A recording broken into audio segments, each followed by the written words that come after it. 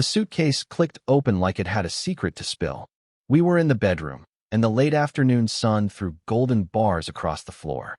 Laura was talking fast, rambling, really, about how she didn't know whether to pack the navy bikini or the red one. I was nodding, half listening, kneeling beside the open suitcase, just playing the helpful husband. It was her girls' cruise, after all, a 5-day Caribbean escape with her old college friends. They'd done something similar last year, came back tanned, giggly, and a little too evasive when I asked questions. Still, I told myself it was harmless fun, a well-deserved break. Who was I to second-guess? But today something was off. I'd been watching her all morning, the way her hands trembled when she folded her dresses, the way her voice got high and forced every time she laughed. There was a tension to her movements, like a bad actor trying too hard to play it cool. Then the suitcase gave it away. She'd been trying to squeeze in a pair of heels, and I was helping her rearrange things. When I pulled out a rolled-up sundress to make room, a little clatter spilled out. 3 tiny foil-wrapped bottles bounced across the floor. At first, I thought they were mini alcohol shots. But when I picked one up, then another, my stomach dropped. They weren't alcohol. They were bottles of lube. And under the crumpled tank tops and beach towels, tucked deep into the corner of the bag like a guilty secret, were 5 unopened boxes of condoms. 5. Not a few for emergencies. Not a single box. 5. I just stared. For a second, I couldn't move. Couldn't breathe. Shit, she said too quickly. Her voice cracked. Oh my God, that's not mine. That must be a joke. The girls, they probably snuck that in there. I looked up slowly. Her eyes were wide. Too wide. And her smile came too fast, too forced. You know how they are, she added, voice all sugar. Total pranksters. I didn't say a word. Just held up one of the boxes and tilted my head. She snatched it from my hand like it burned her. Seriously, Jake. It's just a joke. Like, haha, bring this on your cruise in case you get lucky. You know how girls are when they drink. I nodded slowly, still crouched by the suitcase. Yeah, sure. And I wanted to believe her. God, I wanted to. I've always trusted Laura, maybe too much. We'd been married 7 years. No major fights, no real drama. She used to look at me like I was the only man in the room. And now she wouldn't meet my eyes. I zipped the bag shut and stood. You packed your passport? I asked. She blinked. What? Your passport? I repeated, like I hadn't just found enough protection for a small army. You'll need it for the cruise, right? She nodded, clearly relieved at the change of subject. Yeah, it's in my purse. I forced a smile and kissed her cheek. She flinched just slightly. That night, I lay beside her in bed, staring up at the ceiling fan spinning in slow, lazy circles. She fell asleep quickly, or pretended to. I listened to her breathing, too even to be real, and wondered how long this had been going on. Was it the first time? Had there been others? Was she already picturing him, whoever he was? My chest felt tight, like something had crawled into my ribs and died there. Every time I closed my eyes, I saw her laughing with someone else, her tan legs wrapped around a stranger in some dim cabin on the sea. I got up and walked to the bathroom, splashed cold water on my face. My reflection didn't look like me anymore. She'd lied. That much was clear. Whether it was a prank or not, her reaction had been rehearsed. She'd expected this. She'd planned it. She'd looked me in the eyes and decided I was gullible enough to swallow it. And honestly, maybe I had been. Until today, when I returned to the bedroom, she was curled into a ball, blanket pulled up to her shoulders like a child hiding from monsters. I stood there, watching her, wondering how I'd become the monster in this marriage. Or if I'd just been the fool all along. I crawled back into bed, careful not to touch her. As I lay there in the dark, my thoughts shifted. I wasn't just hurt anymore. I was angry, furious. She thought I'd never find out. That I'd stay behind like a good little husband while she played whatever game she'd been planning out there on the open sea. But she forgot one thing. I don't just lie down and take betrayal. She was going on her cruise. But I'd be going too. The next morning started with the smell of her perfume and the sound of wheels on hardwood. Laura was downstairs, dragging her suitcase toward the door, humming softly to herself like nothing had happened. I stood at the top of the stairs, watching her. The sunlight hit her just right. That glow she always carried when she felt in control. The same glow that used to draw me in. Try not to miss me too much, she said playfully when she noticed me. I smiled, the kind that didn't touch my eyes. I'll try my best. She gave a little laugh and went back to zipping up her bag. Mia's picking me up in 20 minutes. We're grabbing brunch before she drops me at the port.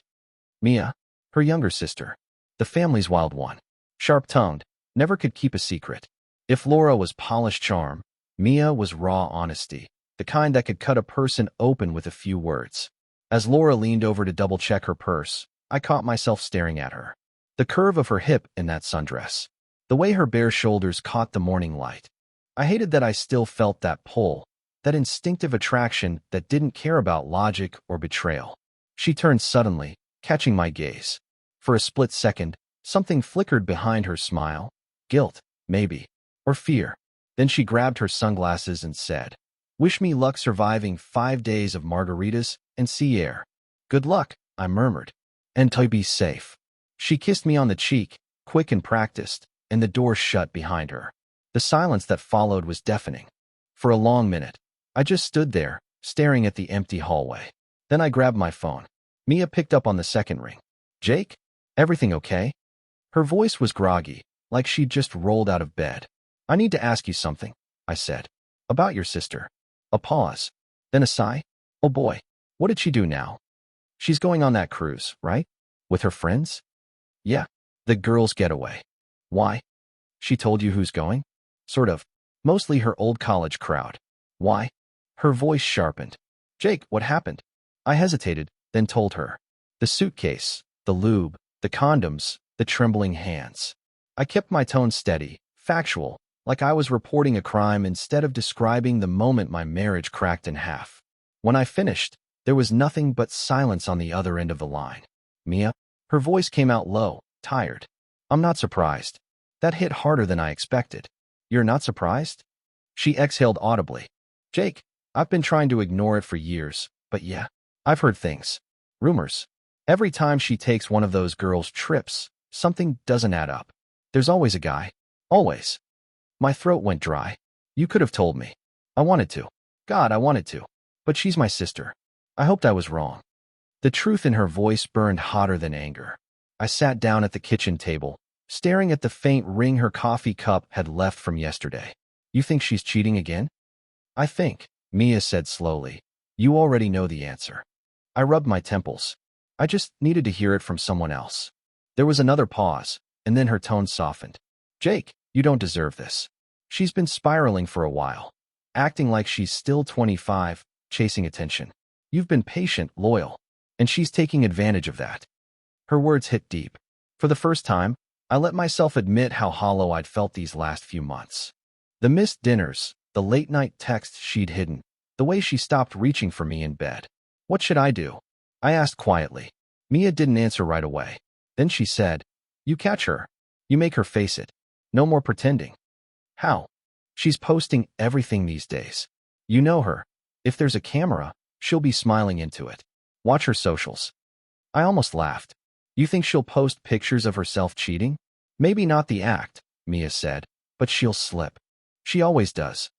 I opened my laptop, heart thudding, and pulled up Laura's Instagram. Nothing new yet. Just the usual. Her coffee mug, her yoga mat, her carefully filtered life. And then, 2 hours later, as I sat at my desk trying to pretend I could still focus on work, my phone buzzed. A notification. Laura Whitmore posted a new photo. I clicked it. She was standing on the dock beside the cruise ship, sunglasses perched on her head, smile radiant and smug. Her caption read, "Bon voyage. A little adventure never hurt anyone." That was it. But the look in her eyes wasn't innocence. It was defiance. Like she knew I'd be watching. I didn't even think. I opened a travel site, found the same cruise line, and booked a ticket on the spot. My fingers moved on instinct, every keystroke fueled by a cocktail of fury and adrenaline. Then, before I could talk myself out of it, I texted Mia again. "I'm going." Her reply came 30 seconds later. "Going where?" "On the cruise." "Same one." I already booked a ticket. There was a long pause before her next message. "Jake, are you sure about this?" "No, but I can't sit here and do nothing." Another pause. Then I'm coming with you." I stared at the screen. "Why would you?" Her next text cut me off. "Because you shouldn't have to face her lies alone." And for the first time in 24 hours, something inside me steadied. I didn't know what waited out there, But I wasn't going to be the fool in the dark anymore. As I stared at Laura's bright smile on my phone, I whispered to myself, "Let's see how real your little adventure gets, Laura." The truth was finally boarding. And this time, I had a ticket too. The ship was massive, a floating city, humming with music, lights, and the kind of shallow joy that makes your skin itch when you know you're not there for fun. I boarded alone, early enough to blend in with the first wave of sun chasers. Mia was scheduled to arrive 2 hours later, just in case Laura happened to be watching the check-in line. I kept my sunglasses on and a baseball cap low over my face.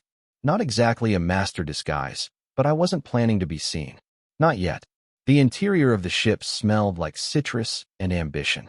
Crew members smiled too brightly, couples clung to each other in pool-ready outfits, and kids ran wild through the atrium. Everyone seemed to have a reason to smile. Except me. My room was on deck 8, balcony suite, facing the ocean. It felt dishonest, even a little luxurious. I didn't come for comfort. I came for answers. But I needed a base. Somewhere I could retreat, plan, recover. I spent the first hour unpacking and checking the cruise map on my phone. There were over 20 bars and lounges, multiple pools, spas, restaurants, and a nightclub the size of a gymnasium. If Laura wanted to hide, she had 100 options. If she wanted to be seen, even more. I wasn't sure which version of her I'd find. 2 hours in, I got the text from Mia. Boarded. Room 1034. I'll be out in 20. Don't worry, I look nothing like me. And she wasn't lying. When we met up on deck 5 near the adult pool, I barely recognized her. She wore oversized shades, her normally curly dark hair straightened into a sleek ponytail, and her outfit was something halfway between casual chic and don't look too hard at me. "You look like you're auditioning for a reality show," I said under my breath. She smirked. "And you look like a divorced dad trying to blend into the background." Fitting. We didn't linger. The plan was simple: stay apart in public, observe, and never let Laura spot us together. We weren't on vacation. We were on recon. That evening, after the first round of departure drinks and safety drills, the real show began. The ship's central promenade came alive. Music pouring from the open bars, laughter bouncing off polished floors, and passengers finally shedding their land-bound skin. I found a quiet corner near the piano bar, pretending to scroll through my phone as I watched the crowd. The longer I waited, the harder my heartbeat thudded in my chest. Then I saw her. Laura. She emerged from the casino entrance, a highball glass in hand, laughing, not the restrained chuckle she used at family gatherings, but the kind of open-throated laughter she hadn't let out around me in months. Maybe years. She looked beautiful, carefree, dangerous, and she wasn't alone. Trailing close beside her was a group of women I vaguely recognized from photos, her college friends.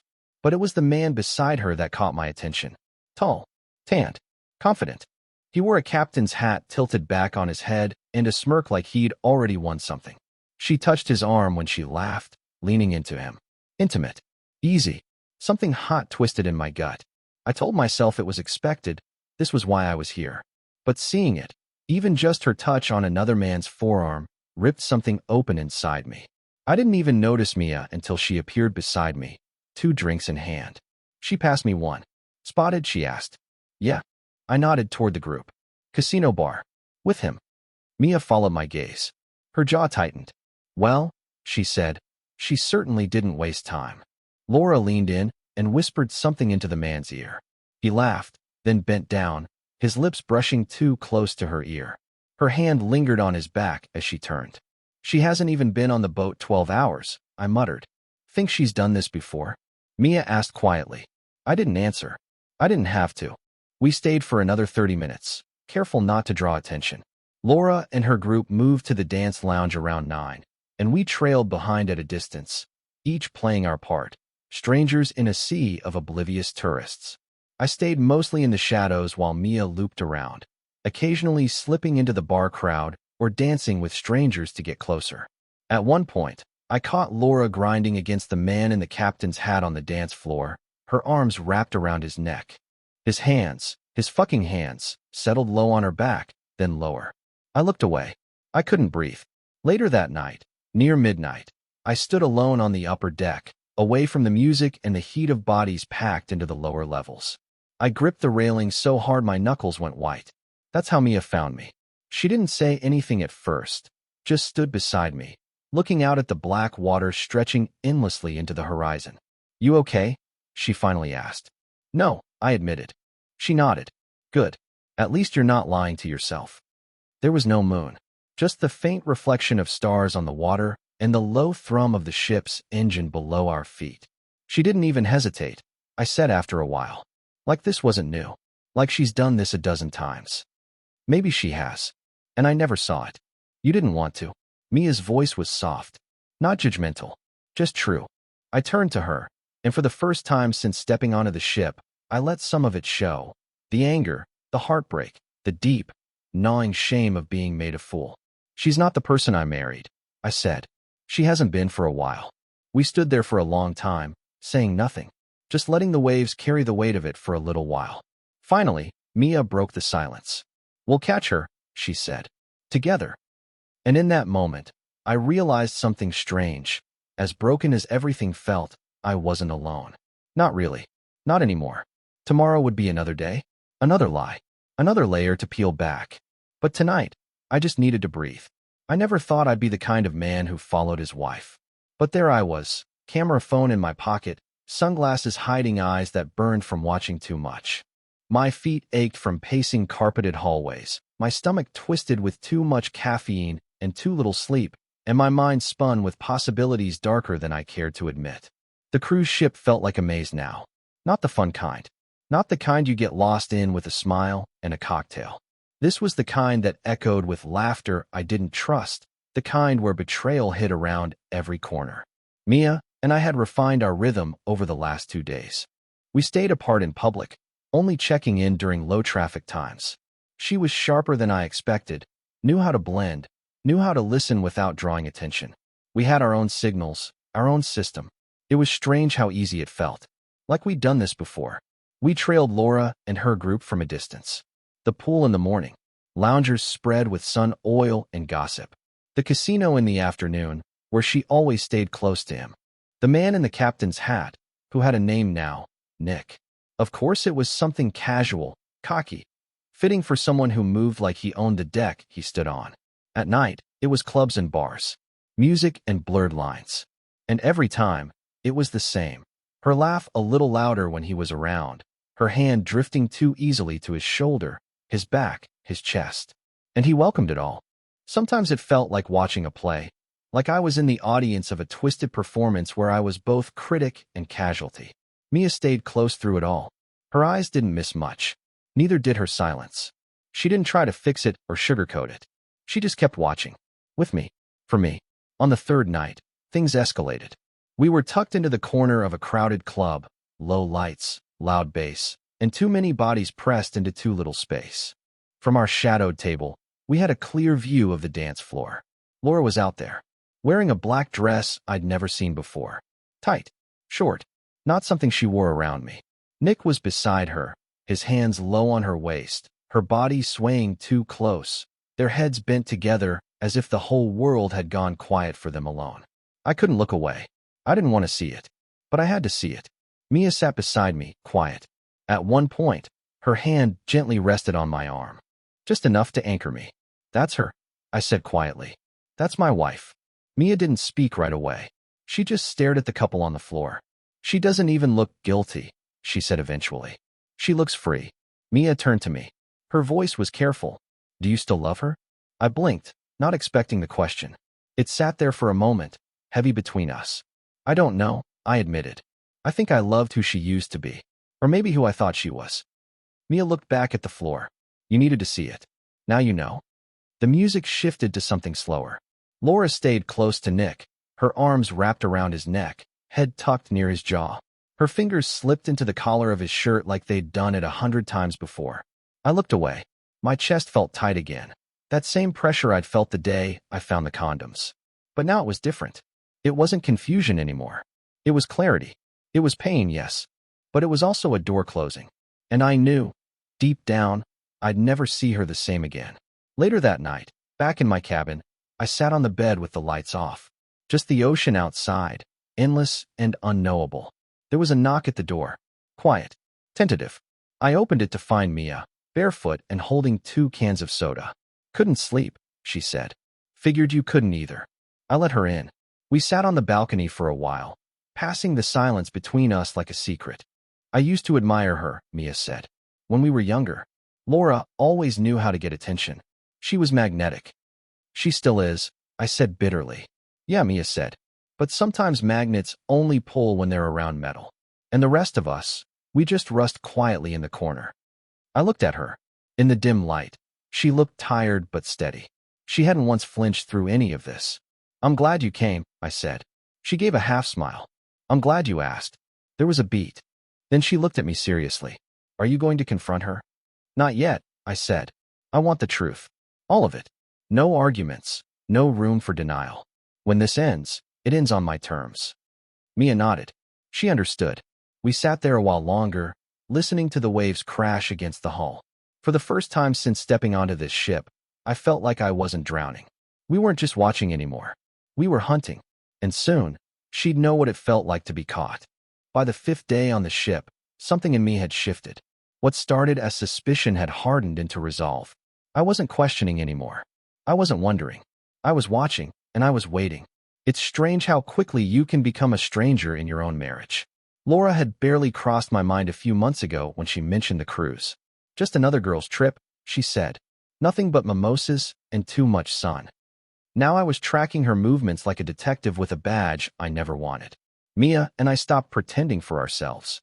We were still careful not to be seen together, but when we weren't on the chase, we shared quiet moments, meals, jokes, long walks on the quieter parts of the deck. It was easy, honest, a strange kind of comfort in the middle of betrayal.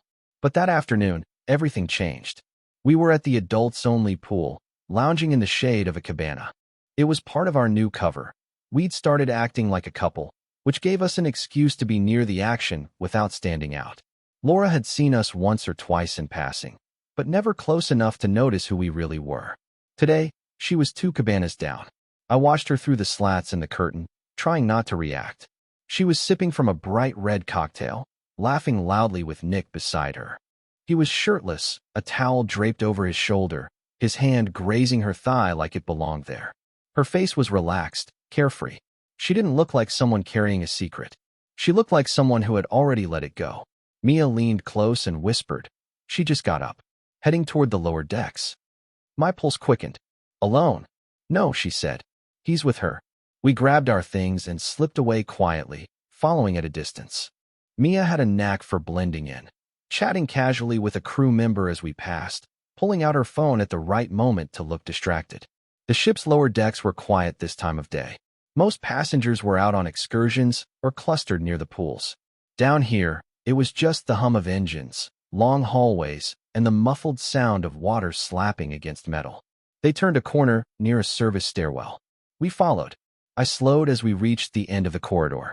Around the bend was a restricted access hallway, crew cabins, and utility rooms. A spot no guest should have been. And that's where we saw them.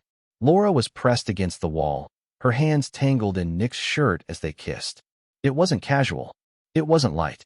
It was desperate. Hungry. Like they were trying to make up for lost time. I didn't move. I couldn't. Mia stood behind me, breath caught in her throat. I could feel her hesitation. This wasn't just evidence. This was truth, raw and ugly. I raised my phone and started recording. Not the whole thing. Not long. Just enough. Just long enough to see her fingers in his hair, to hear their muffled laughter, to catch the moment his hand slid down her back and she didn't stop him. I lowered the phone and stepped back.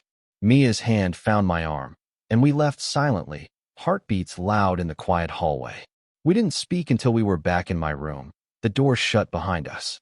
"I got it," I said, voice low. Mia sat down slowly, her face pale. I pulled up the video and watched it once. Just once. Then I hit pause. "Now you know," Mia said gently. "For sure. I always knew," I admitted. "But now I can prove it." We sat there in silence for a while. The kind of silence that feels like standing at the edge of a cliff, not sure whether to fall or jump. "What are you going to do with it?" Mia finally asked. I looked at the screen, at the frozen image of Laura and the man she'd chosen over me. I wanted to throw the phone. I wanted to rewind the last year of my life and unknow everything I had seen. Instead, I powered off the screen and set it aside. I don't know yet, I said, but I won't be gaslit. Not anymore. She can't talk her way out of this. Mia nodded. Her eyes were red, but she didn't cry. I'm sorry, she said. You didn't deserve any of this. And before I could answer, she added, and neither did I.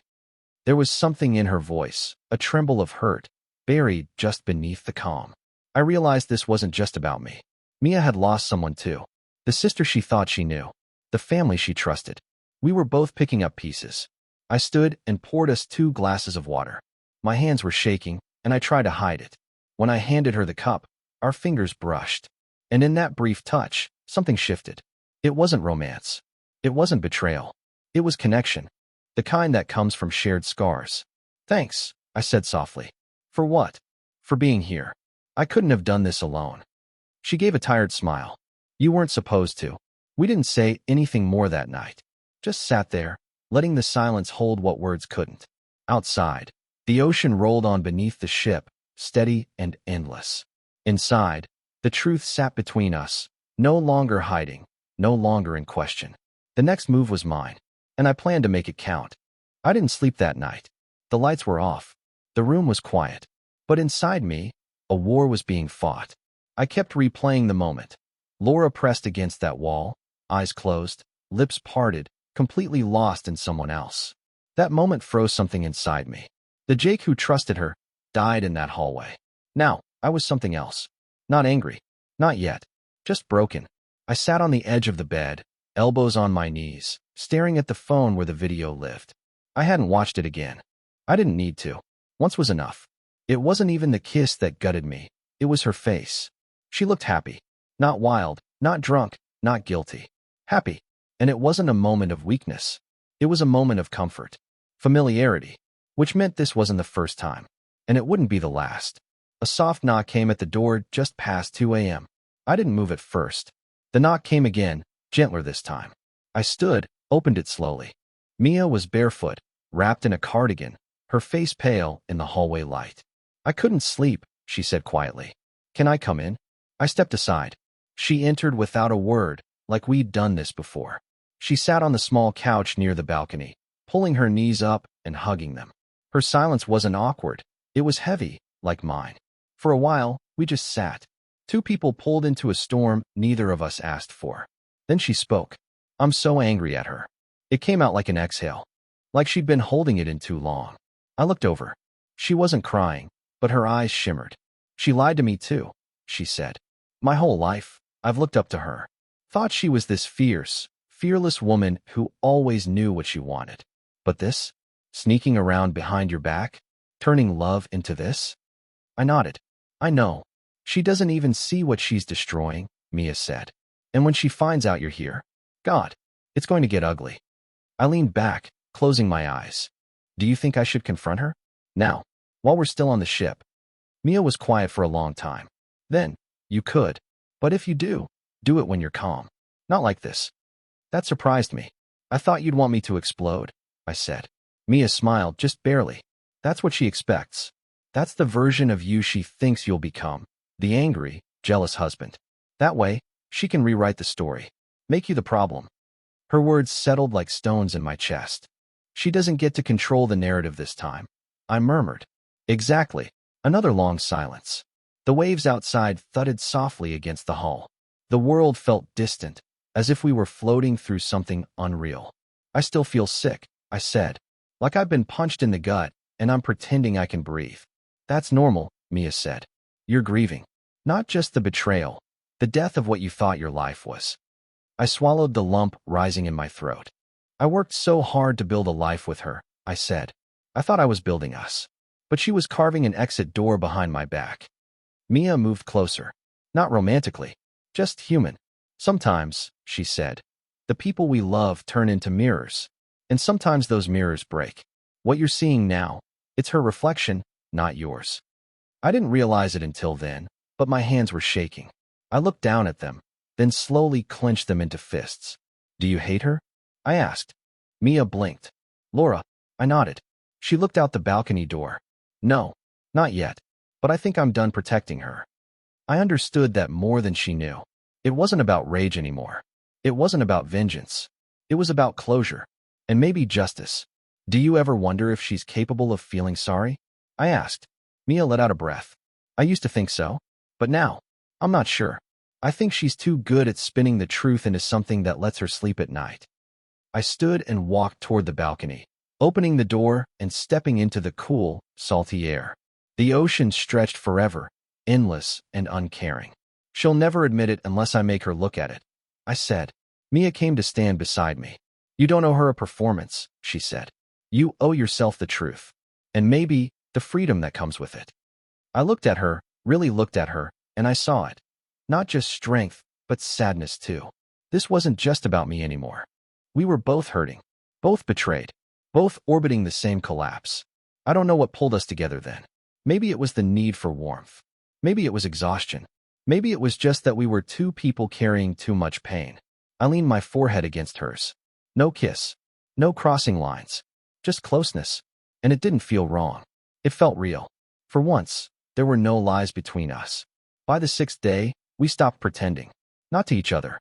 Not to ourselves. The act we had kept up, strangers on a mission, had slowly turned into something else. Something softer. More human. We weren't just tracking betrayal anymore. We were helping each other survive it. That morning, we skipped the usual routine of trailing Laura. She and her friends had booked a group snorkeling tour, and we knew she'd be off the ship most of the day. It gave us space. Breathing room.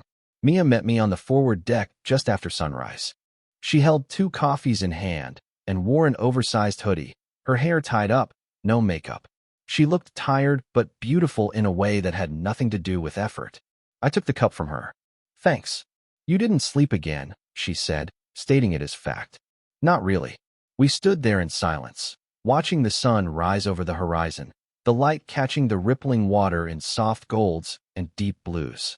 This ship feels like a strange dream, I said after a while. Like we boarded someone else's life. Mia laughed under her breath. If this is someone's dream, they have serious, unresolved issues. I cracked a smile. First one in days. She noticed. So did I.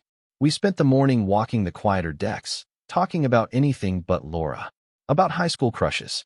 About the dumbest things we'd ever believed. About where we'd go if we could disappear for a year. I always wanted to see Iceland, Mia said. Cold. Isolated. Peaceful. I always wanted to open a bookstore by a lake, I said. Coffee. Quiet. Maybe a dog. She raised an eyebrow. That's incredibly wholesome. Pain'll do that to a man. By the afternoon, we found ourselves sharing a table at one of the upper deck cafes. We sat in the shade, eating overpriced sandwiches, laughing at a toddler who kept stealing fries from his dad's plate 2 tables over. For the first time since stepping onto the ship, I wasn't watching the world to find evidence. I was just in it. And then the moment changed. We were walking back to her cabin when the ship gave a sudden lurch. Nothing major, just a shift in the current. I instinctively reached for the rail. Mia stumbled. I caught her elbow. Our eyes met. It was a heartbeat. Maybe less. But the world slowed. She didn't pull away. Neither did I. There was a charge between us. Not loud. Not explosive. It was the kind of quiet tension that sneaks in through cracks left by grief. We stood close, too close, and neither of us said a word. Finally, she looked down. I should get cleaned up. Right. She turned to go, then paused. You want to come by later? Sunset? My balcony has a good view. I nodded. Yeah, I'd like that. She left without another word, and I was left with a pulse that wouldn't settle. That evening, just as the sky turned orange, I knocked on her door. She opened it almost immediately, barefoot and calm, wearing a soft dress the color of dusk. The air between us wasn't awkward. It was heavy, like something unsaid had already been decided. We sat outside, the ocean stretching endlessly before us, the light painting her skin gold. She handed me a glass of something cold and fruity. It's not whiskey, but it'll do. I took a sip. Tastes like vacation. For most people, it is. Silence again. But this time, it wasn't sharp. It was electric. Mia, I said. She turned. Yeah. I keep thinking I should feel guilty. For what? For sitting here. For this. For wanting to forget her, even just for a minute. She didn't flinch. Do you? I shook my head slowly. No, I don't. She leaned back in her chair, staring at the darkening sky. You're not the only one carrying that guilt, she said. She's my sister. And I'm here with you, watching her destroy what she promised. And I'm not even mad at you for any of it. I'm mad at her. I looked over. Her eyes were bright. Not from tears, from truth. I kissed someone once, she said. When I was still with my ex. It was at a party. Just a moment. But I told him the next day. I couldn't carry it. What happened? He called me a slut, then begged me to stay. She shrugged. I left. You told the truth, I said. Yeah, because I couldn't live with being someone else's mistake. I set my glass down. That's the difference. Laura doesn't just make mistakes. She builds whole lives around them. Mia stood slowly and walked to the edge of the balcony. I don't know where this goes, Jake, she said softly. But I do know I haven't felt safe with someone in a long time. I stood beside her, heart pounding. The temptation wasn't loud. It wasn't dirty. It was quiet, human, raw. It was the temptation to feel again, to be seen. I turned to her. She looked up. I kissed her. No fireworks.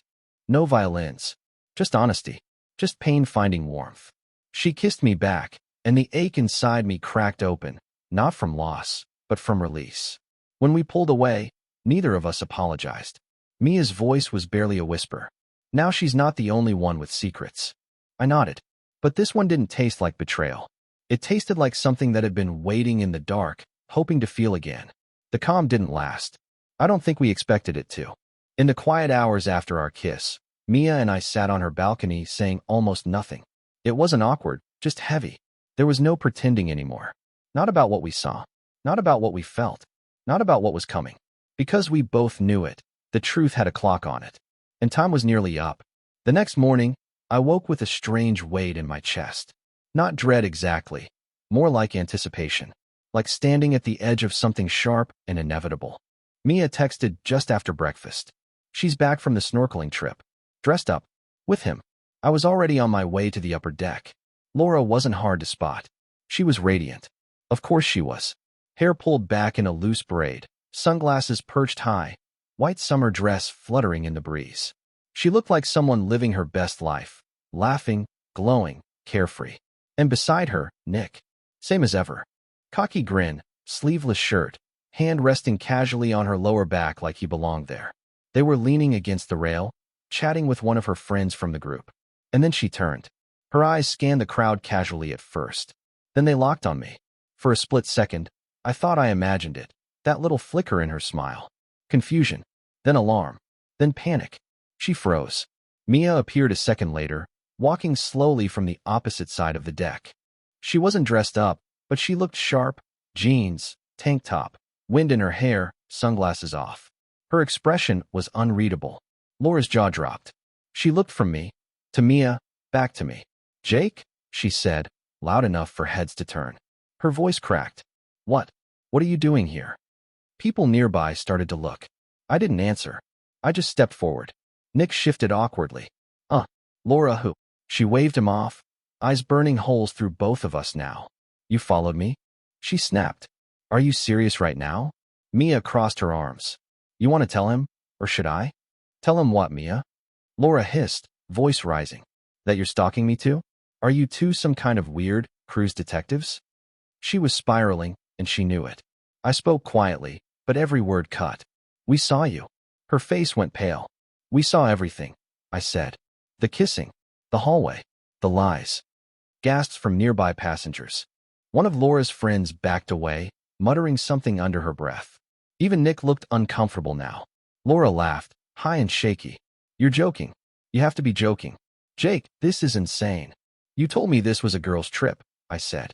You looked me in the eye, slept in my bed, then packed 5 boxes of protection for a cruise. She flushed. They were a joke. Don't. My voice was quiet. Sharp. Her words died in her throat. She turned to Mia, eyes wide with disbelief. You brought him here? Mia didn't flinch. No. He brought me. Because I'm done covering for you. I'm done pretending you're someone you're not. Laura's face twisted. You're my sister. And you're a liar. Laura opened her mouth to respond, but nothing came out. Her mask was slipping fast, and people were watching now. All of them. Whispers swirled like wind through the deck. I took a breath. You wanted freedom, Laura, I said. So did I. She blinked. You're not angry, she said, almost to herself. You're not shouting. You're not. Why would I shout? I asked. I've already seen the worst of it. The shouting would be for me, not for you. Nick stepped back, clearly regretting his entire involvement. I didn't know you were married, he muttered to Laura. She turned to him, furious. This isn't about you. Sure feels like it, he said, then walked away without another word. The silence that followed was deafening. People had stopped dancing. Music still played from nearby speakers, but it felt distant now. Laura stood alone in the middle of it all, her white dress caught in the breeze, her face crumbling beneath layers of shame and fury. You've ruined everything, she whispered. No, I said calmly. You did that. We just turned on the lights. Mia stepped closer. You made this mess. And for once, you don't get to walk away without someone holding up a mirror. Laura's bottom lip trembled. Jake, please, don't make this worse. There's nothing left to make worse, I replied. And with that, I turned. Mia followed. We walked away slowly, leaving Laura behind in a sea of her own consequences. The crowd parted. No one stopped us. No one said a word. Because they knew. We didn't speak for a long time after we left the upper deck. We walked to the quiet side of the ship, the place where the breeze cut through the silence, and no one was pretending to be anything they weren't. I sat on a bench. Mia sat beside me. She'll come after us later, I said. Probably. She'll try to spin it. Let her. I looked at her, eyes tired but clear. You okay? I asked. No, she said. But I will be. We sat in silence. The ship carried on, sailing toward the final night. But something had changed. The mask was off. The curtain was down. We had collided. All of us, and only two of us were still standing. You'd think after a scene like that, there'd be fireworks. Screaming. Threats. Something dramatic. But what followed wasn't loud. It was quiet. Devastatingly quiet. Laura didn't come after us that night. She didn't call. Didn't text. Didn't even try to find us. She just disappeared. And for the rest of the cruise, her absence was louder than anything she could have said. Word got around fast. That's how ships work. Everyone pretends they're minding their business until something juicy leaks into the current, and then it spreads like spilled wine on a white tablecloth. By morning, you could feel it. The shift. Heads turned when Mia and I walked into breakfast. Conversations trailed off when we passed. No one said anything outright, but the looks said enough. Some sympathetic, some curious, some disapproving. Laura, on the other hand, went invisible. I heard through a whisper at the bar that she was holed up in her cabin, only coming out for room service. Her friends had mostly distanced themselves, whether out of embarrassment or loyalty, I didn't know. And Nick? He was gone. Rumor had it he jumped ship at the last port with a new fling and no forwarding address. Coward. Mia and I kept to ourselves, for the most part. We spent the next day wandering the quiet decks, skipping the buffets and bars in favor of overlooked corners where the sun still warmed the railing and the wind didn't feel like judgment. But even in our silence, I felt it building inside me. Not anger, not anymore. Something heavier. Guilt. Not for what Laura had done. That was on her. She made those choices, lied those lies. She walked through every door she'd opened herself. But the guilt came from something else. From Mia. From us. Because no matter how justified I felt, no matter how real that kiss had been, I couldn't shake the weight of the line we'd crossed. Not because it was wrong, but because it meant something. And that scared me. Late that night, we found ourselves on the top deck again. The stars above were unreal, scattered like diamonds across black silk. The kind of night that makes everything else feel small. Mia leaned against the rail beside me, hands tucked into her sleeves. You've been quiet, she said. I nodded, trying to figure out if I'm the villain now.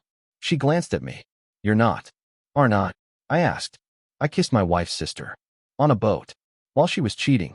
It feels like the setup to a bad soap opera. Mia gave a dry laugh. Well, if we're being technical, she was already starring in that soap. You and I just showed up halfway through the final season. I smiled. Just barely. But I know what you mean, she said, quieter now. It doesn't feel clean. I looked at her. Does it feel wrong? Mia took a long breath. No, but it doesn't feel easy either. I appreciated the honesty. We didn't do lies anymore. We stood there in the cool night air for a long time, neither of us speaking. Finally, I broke the silence. I'm not trying to replace her. Or run from her. I know. I hesitated. I don't want to make something beautiful out of something broken. Not without fixing the cracks first. Mia turned to me, her eyes soft. Then let's not rush. Let's just exist. Let the dust settle. I nodded. I can do that. We stood there shoulder to shoulder, breathing the same air.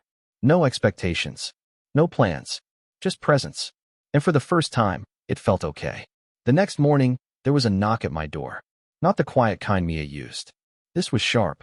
Tense. I opened it to find one of Laura's friends standing there. A tall brunette I remembered from old Christmas cards. She didn't smile. She asked me to give you this, she said, holding out an envelope. I took it without a word. She's a mess, the woman added. But you already knew that. Then she turned and walked away. I closed the door and opened the envelope. Inside was a note, written in Laura's familiar looping cursive. Jake, I don't expect forgiveness, and I won't ask you to understand. But I want you to know I never meant to hurt you. That doesn't make it better, I know. I won't defend myself. I've said enough lies already. If you want to talk before we disembark, I'll be in cabin 1102 tonight after dinner. If not, I'll respect that. Laura. I stared at the words for a long time. Part of me wanted to crumple it, burn it, toss it overboard.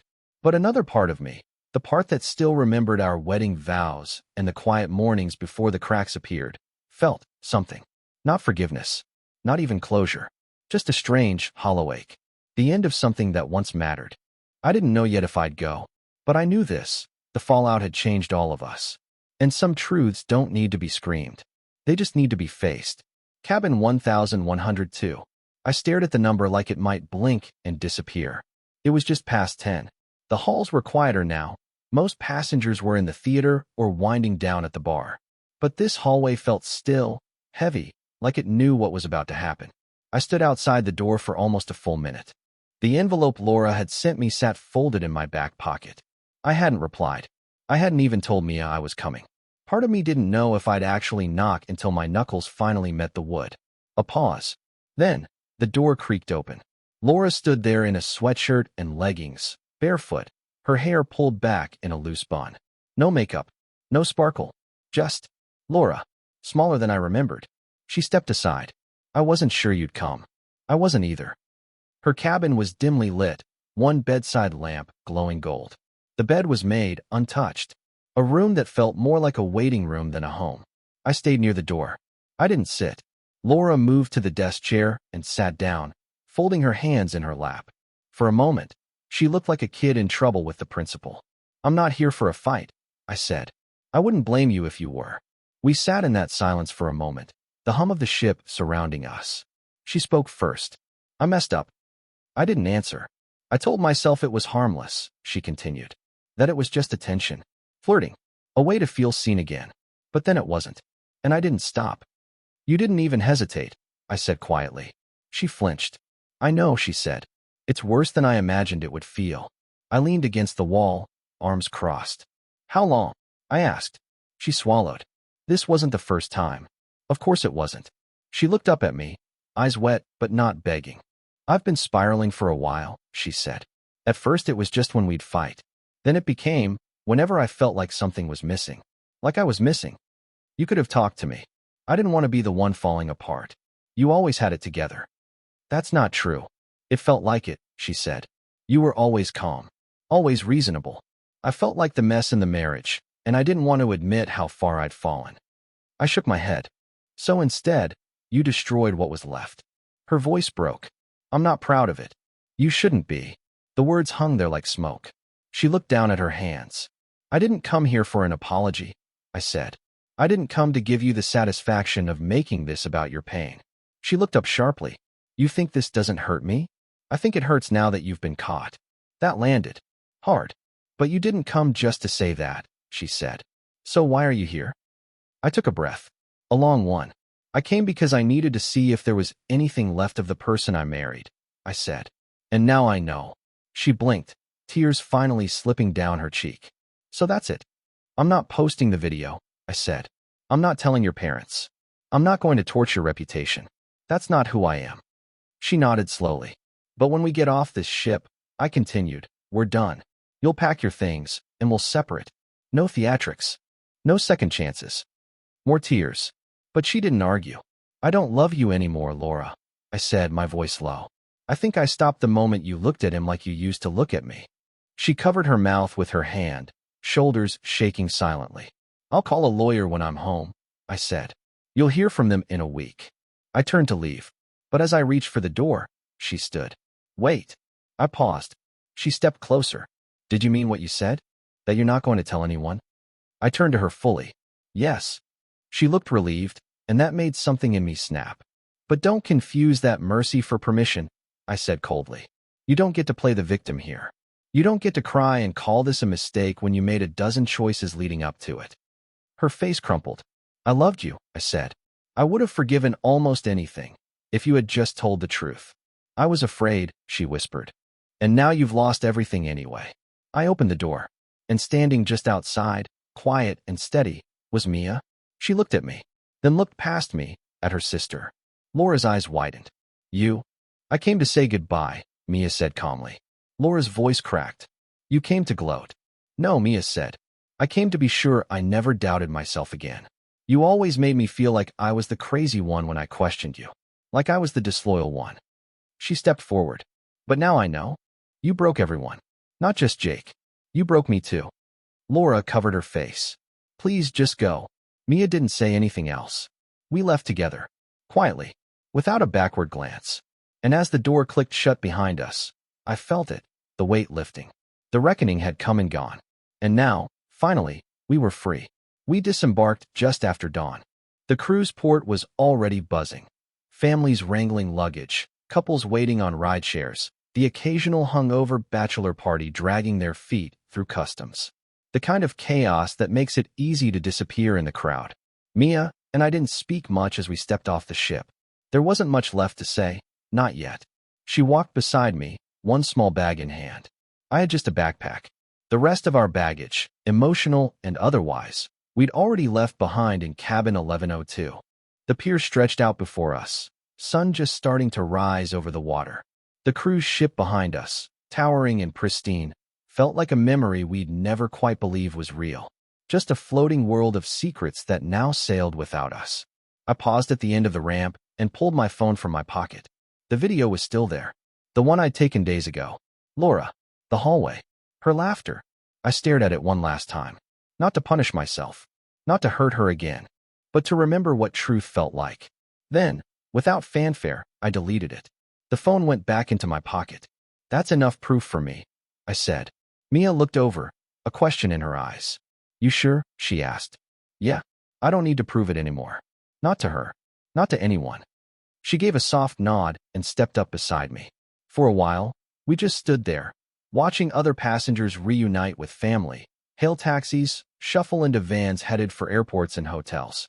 Everyone going somewhere. We hadn't talked about where we were going. Not really. You think they'll believe her? Mia asked quietly. When she tells her version back home? Probably, I said. Someone always does. There's a story for everyone who wants to stay blind. And what about us? I turned to her, surprised. What about us?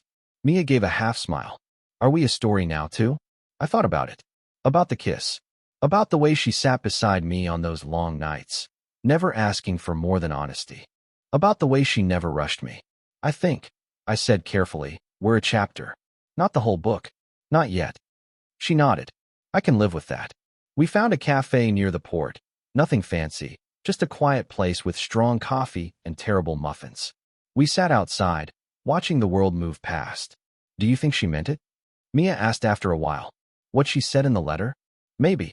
Maybe not, I said. But it doesn't change anything. Words don't glue shattered glass back together. She sipped her drink, then leaned back in her chair. The breeze tousled her hair, and for the first time since the start of this nightmare, she looked at peace. I still can't believe it, she murmured. Everything. How fast it all fell apart. I nodded. It didn't fall apart fast, Mia. It was crumbling for a long time. We just finally saw it. She met my eyes. And now, I said, we get to rebuild. Separately, together, I don't know. But honestly. She smiled.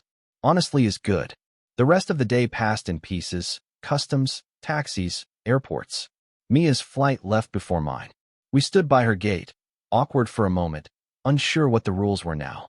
Do we say goodbye? She asked. Or see you later? I offered. She tilted her head. Only if you mean it. I hesitated, then leaned in, pressing a soft kiss to her forehead. Not hungry, not urgent, just real. I do, I said. No more lies. She hugged me, arms tight around my middle. I didn't realize how much I needed it until then. Not passion, not even comfort, just connection. She pulled away slowly, eyes misting over. Take care of yourself, she whispered. You too. Then she turned, boarded her plane, and was gone. I watched until the boarding tunnel swallowed her. Then I stood there for a while, letting it settle. On my flight home, I stared out the window as clouds drifted by like fragments of the past. I thought about the first time Laura and I met. The way she smiled. The way she used to sing to herself while cooking. The tiny, quiet life we tried to build. And I realized something. The grief I carried wasn't just about betrayal. It was about mourning the version of her that never really existed. The one I loved. The one I believed in. The one who might have loved me back the same way, once upon a time. And in letting go of her, I wasn't just letting go of a wife. I was releasing a lie I had tried to live inside for far too long. Sometimes, revenge isn't about breaking someone else. Sometimes, it's just walking away intact, with your soul still yours. Weeks later, I was unpacking boxes in my new apartment, a quiet place overlooking a small park, nothing flashy, when my phone buzzed. A photo. From Mia. A lake. A hiking trail. A sunbeam on water. You'd like it here. Thought of your bookstore idea. Smiley face. I smiled. Typed back. Someday maybe. Then set the phone down and stepped outside, letting the air fill my lungs. I was still healing, still untangling myself from what had been. But for the first time in a long time, I wasn't angry. I wasn't waiting for answers. I was looking ahead. And the horizon? It was finally mine.